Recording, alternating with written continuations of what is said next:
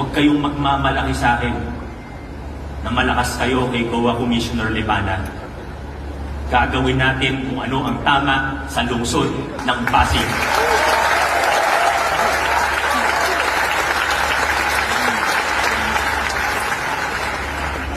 Akala nyo, hindi ko alam. Ayusin muna natin ang nasa bakuran natin. Ayusin muna natin kung ano yung nasasakupan natin. Inihikayat ko po ating mga barangay officials. Mag-ayos-ayos na muna po tayo.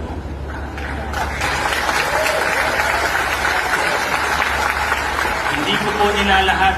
Marami na akong nakitang mga barangay na maayos, maganda ang serbisyo.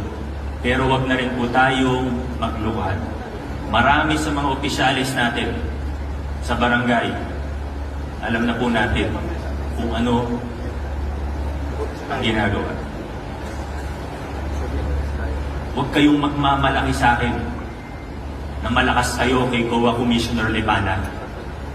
Gagawin natin kung ano ang tama sa lungsod ng Pasig.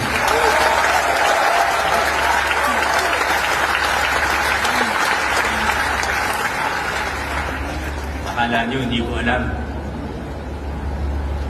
Mga sinasabi ng iba, sagot ako ni Commissioner dahil yung